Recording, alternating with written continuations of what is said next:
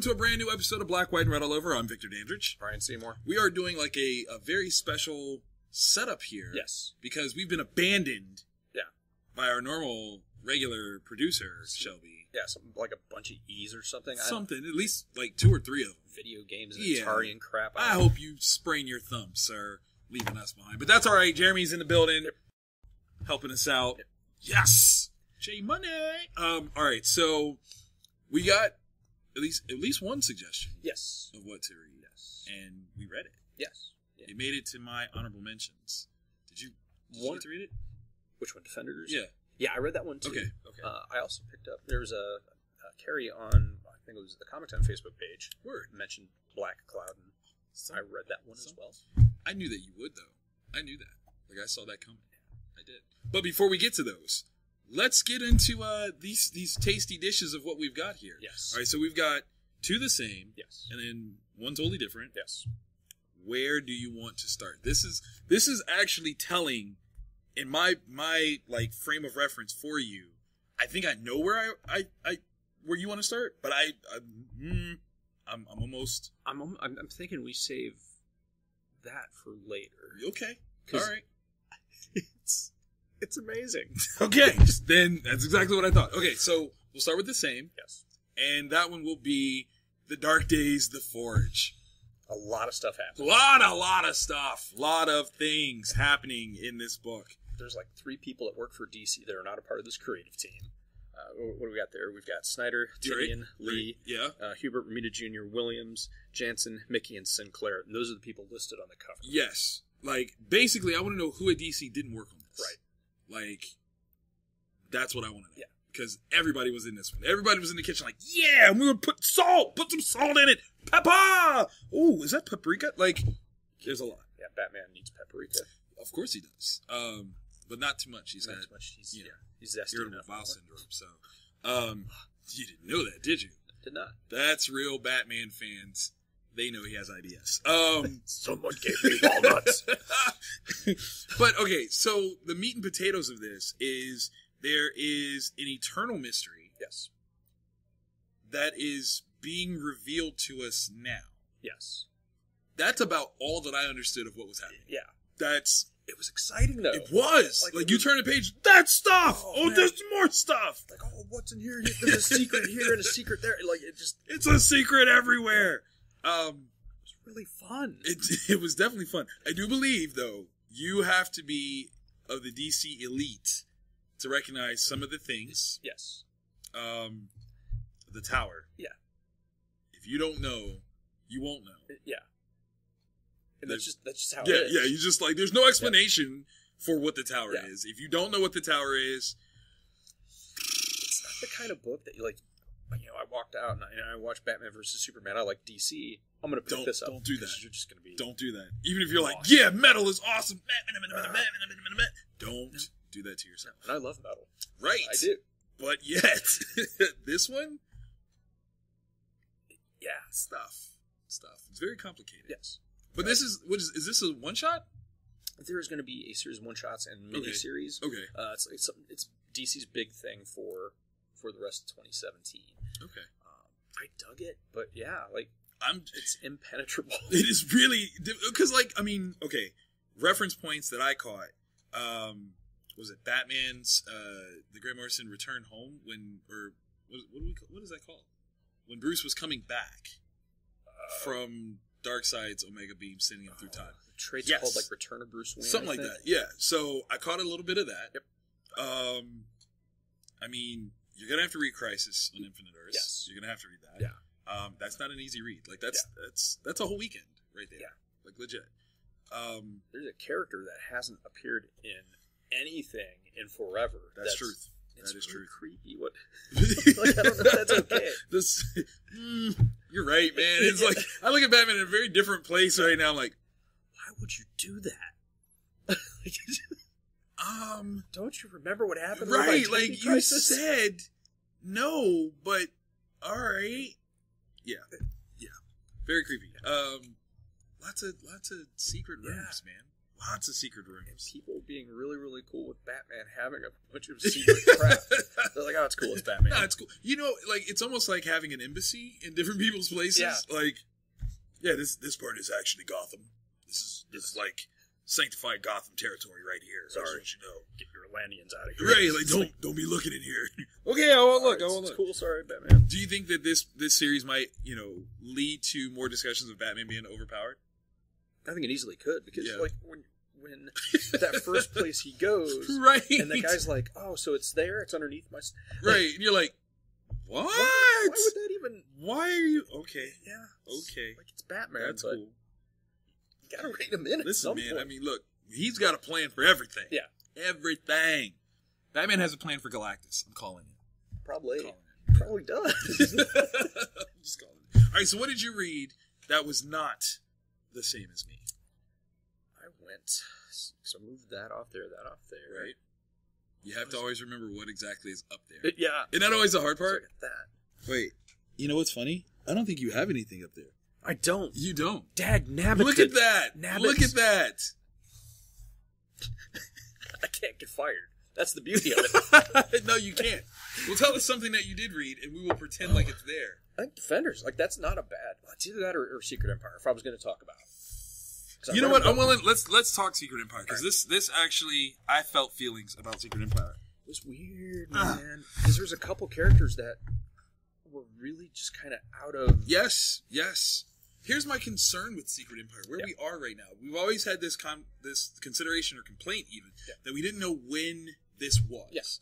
The other thing that I'm concerned about is it seems as though use of the Cosmic Cube has changed people. Yes. But not everybody. Yeah. It's like... Why not? Yeah, it's like real hit or miss. And I don't... Because certain characters... the one guy... Right. And he's like following the other guy. Right. Is he following because of a certain thing that... I don't know. Because that's... Like, that's a big deal. That's a big deal. And the idea of the history of certain things happening seemingly as though it's always happened. Yeah. I don't understand. Yeah. Like, I mean, you literally have a conflict of ideals here in the storytelling. Either Steve's changed some things. Yes. No, he changed everything. Yeah. Or he changed nothing. Yeah. And it's... Yeah, like, I get Kobik was trying to make the Red Skull happy, which is such a terrifying sentence. Such a bad idea. Uncle Red Skull, can I do the thing that you like? Redo the universe? It's cool. People died. Yeah. But why would she like there's so many that, and I've been championing Secret Empire. You have. I mean, we respect Nick Spencer. You like Nick Spencer. Yeah. But at this point, the weird like dinner theater or whatever. Like, I don't know what. I feel like that right there was... Has Ant-Man been canceled? Is that what it is? Ant-Man's been canceled. I feel like that's what that was. That was supposed to happen in Ant-Man, and Nick was like, you know what? It's still going to happen. Put this in here. Somewhere this is happening. It's going to be 28 pages. Watch. 3 of them are going to be that. This is what I feel happened. Yeah. Because the placement of it, the relevance of it... was so weird. Like, it was... Got nothing. Like, when you watch, like, Japanese horror movies... Right. And down near the tail end, there's always that one section where just stuff doesn't make sense. That I felt like that, where I'm just like, I don't know what is... Why? Yes. Yes. Maybe Nick actually has a love for Hank Pym that we just don't understand. True. And I will just put it like that. I don't know. I'm not going to lie. I want to get off this train. Yes. I want to get off of Secret Empire because I'm not really understanding where this story is going. I don't, like, literally, issue 0, the free comic book day piece, was the story to me. Yeah. Everything else, I'm just kind of like, what? Yeah.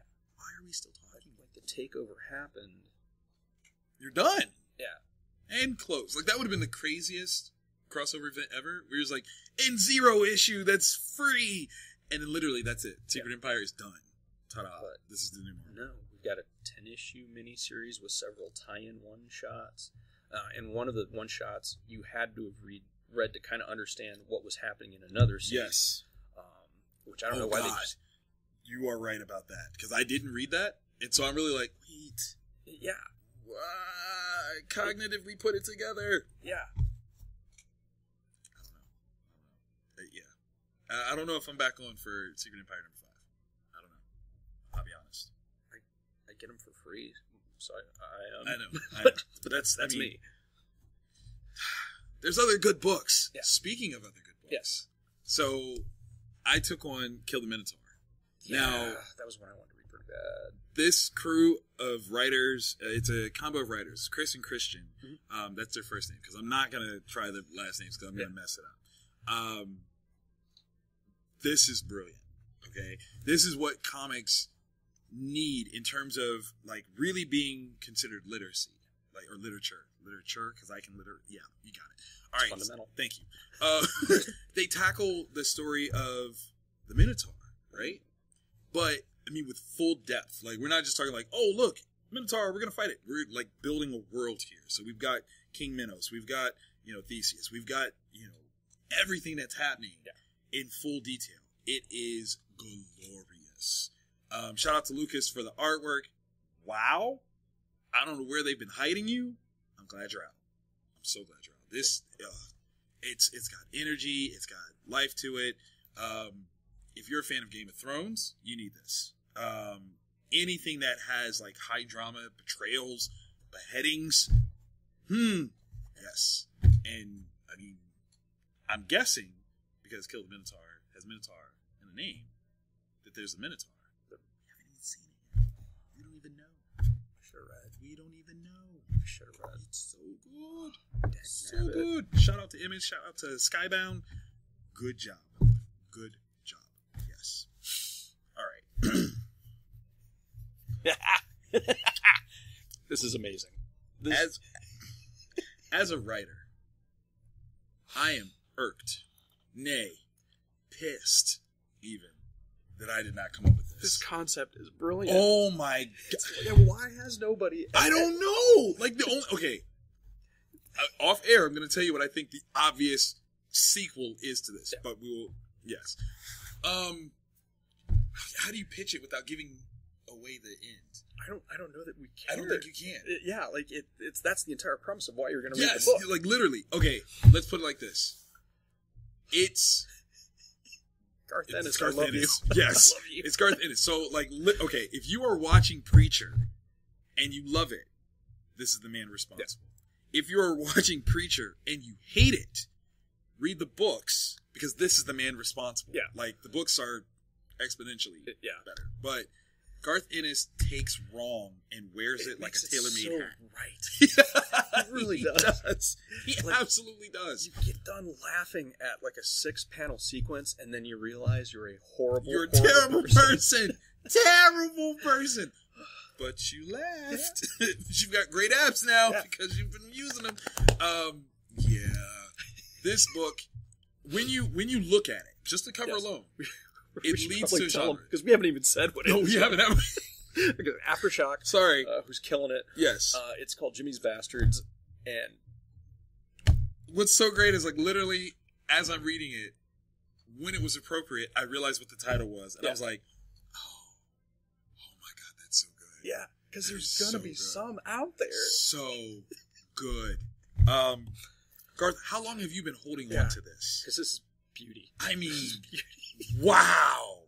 This first issue, I'm putting up there with The Pro, another Garth Ennis piece. Yeah, which is also wrong. It's very wrong.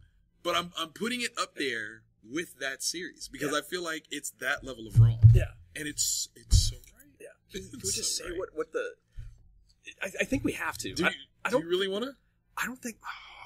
I think it's telling, man. That's a spoiler. That's a huge spoiler. But, like, things I think are safe is this is a secret agent. Yes. A British secret agent with all the glorious British trappings and everything. Languages. Yes. There is a chimpanzee bad guy. Yes. Who I love and will get probably tattooed on one of my kids at some point in the near future. It has to happen. Because that thing was awesome. Amazing. Amazing. Oh, God, that was so good. This is not kid-friendly, though. It is not even remotely. Don't. No. If you are under the age of 16, I better not catch you flipping through this book. Yeah. Don't think cheeky like Austin Powers. No. There's some cheekiness, but... No. But if Austin Powers was a grown ass man. Yes, and he fought. There's so many. It's so good. Oh, yeah. So good.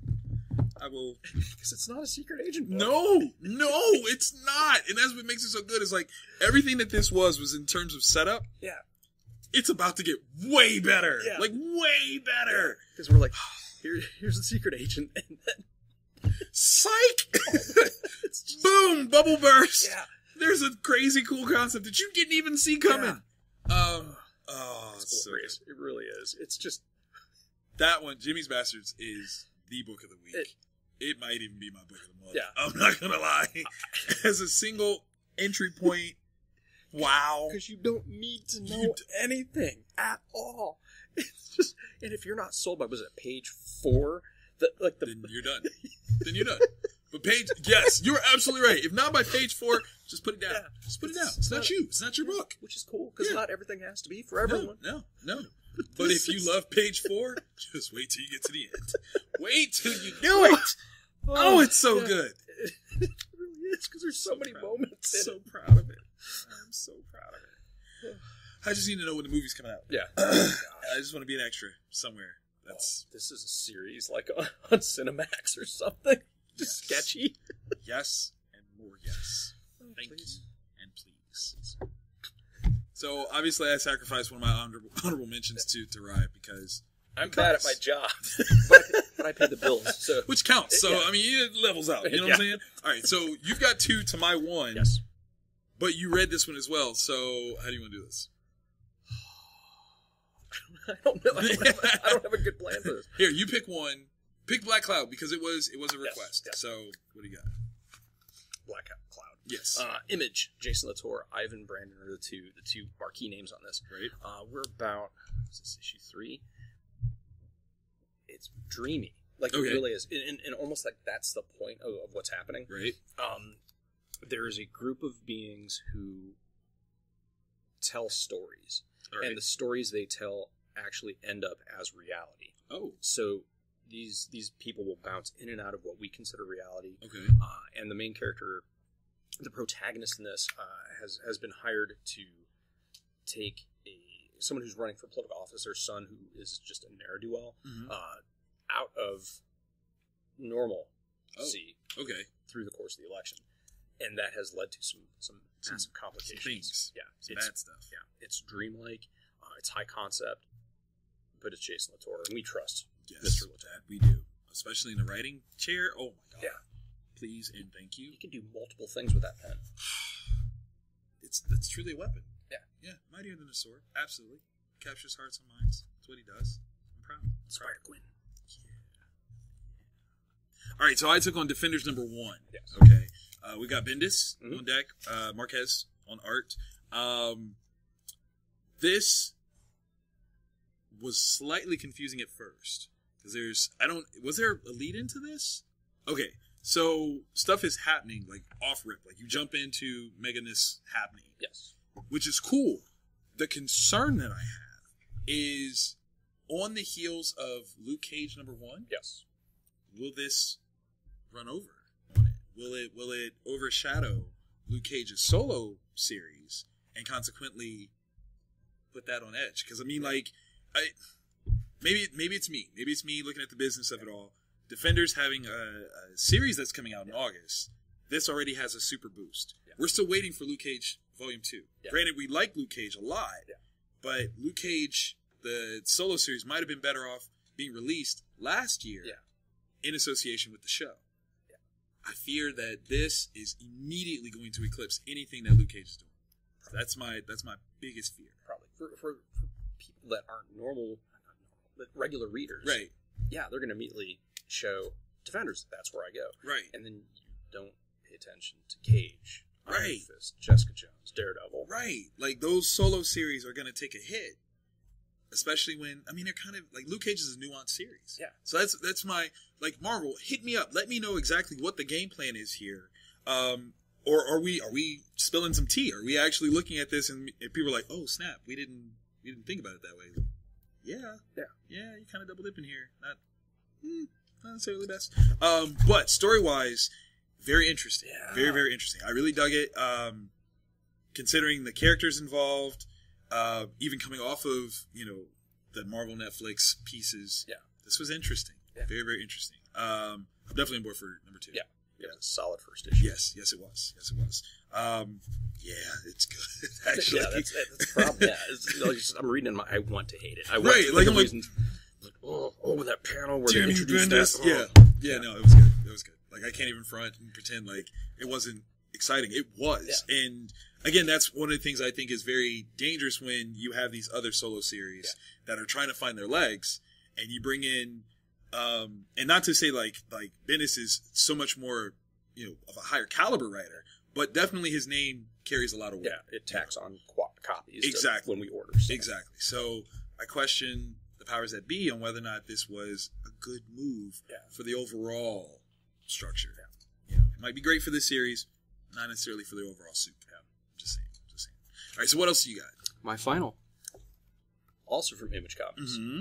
Steve Niles, who's a name you can trust in horror. Man. I swear, if he ever did a children's book, I would never read it. Oh my gosh, I would totally. See, that's the difference between you and I, right there. Like, hey, right there. Wake up, Kira. This one's... I'm seriously not as disturbed as I am. My therapist hates me. So anyways, Winnebago Graveyard. All right, so it opens up with like human sacrifice, which to me is like best of times, it was the worst of times. So like I'm in. Not the Dickens. Yeah, the Dickens. Okay. Okay, I'm sorry. Human sacrifice. The Dickens. I think we just named the episode that just happened. I think we did. Right there. The Dickens. All right. So, all right. So basically, it's this family. It's like a blended family, okay. And they're not getting along too well. But a teenage boy and the stepfather sometimes will clash. Mm-hmm. That happens. I've heard, read stories. They end up at a carnival with evil carnies. I'm not spoiling anything else. Evil carnies. Stephen Niles. Done. You need that like the Dickens. Get it. Infect yourself. Dickens! Fragrance by Calvin Klein. There's nothing better than that. Like, we're done. We're done. Episode's over. The Dickens. Dun. Like Dick Wolf.